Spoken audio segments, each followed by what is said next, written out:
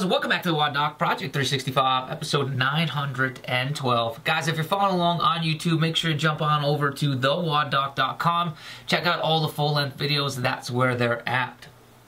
What we're talking about today, guys, is another rendition of self-myofascial release using an instrument, right? Or releasing the tissues that may be adhesed or tight or tender and reducing it with something other than our hands. Over the last 2 days, we showed you how to do it towards your pec, which could get very tight. We also showed how to do the back of the neck. We're going to show another common place where I think this works better than some of the other devices that we have, and that's going to be the forearm.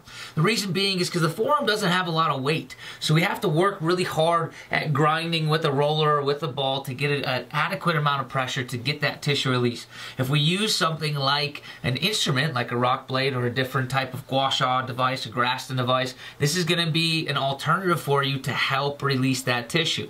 All right, so I'm going to show you the way that I like to do it as a self-myofascial release, because again, just like the rules that we've kind of applied, we're going to work between 30 and 60 seconds and add a light amount of stretch or tension into the tissue as we work, right? And we're also going to go down the lines longitudinally or parallel with the lines of the fibers of the anatomy, okay? So, like before, you got to make sure that you're taking a little bit of an emollient, okay, to be able to put this on the area which you're working. So when we talk about forearms, we're talking between the wrist and the elbow. By the way, if you guys don't have an emollient, what works really well is Vicks or Tiger Balm, all right?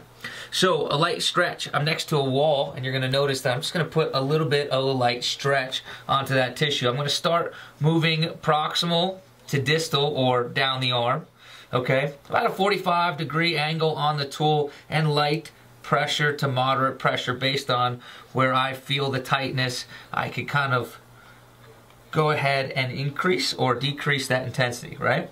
So you'll notice very quickly in my forearms, because they're a little tight, I start to get that reddening of the skin, okay? Start to get a little bit of that reddening of skin. I don't want to get to the point where I get that petechia or that bruising, so I might just go to a different area, but still encompass the whole anterior aspect of the forearm. And what you're going to notice is that I go pretty quick and then I move pretty quick, okay? But I'm still doing that scooping action. I'm still coming and doing where when I draw the instrument back, there's pretty much zero tension, right? Like kind of just the weight of the instrument. As I push it or slide it forward, you get this like little bit of additional tension, right? When you go backwards, again, as I draw backwards and the blade is going the opposite direction, there's zero tension. But as you come forward, it's again this scooping motion, right? So scoop, scoop, scoop. But when it happens fast, it looks like that. I always tell people it's almost like sweeping with a broom, right? Your push stroke is a little bit harder, and you kind of lift the broom back up when you use one of those push brooms.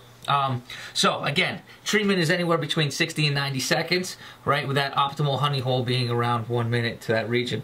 And you'll notice at the end, not a whole bunch of redness, a little bit of redness, but no petechia or bruising, because again, it's not something we're advocating. We're advocating to beat the hell out of the tissue. It's more about helping to mobilize that tissue. And of course, the whole time that you're keeping that underneath stretch, right, you're able to keep that same tension, and what you'll notice probably by the time you're done is that you'll have this looser, more fully extended wrist, right? So, increased pliability, decreased pain using something other than your hands is instrument assisted.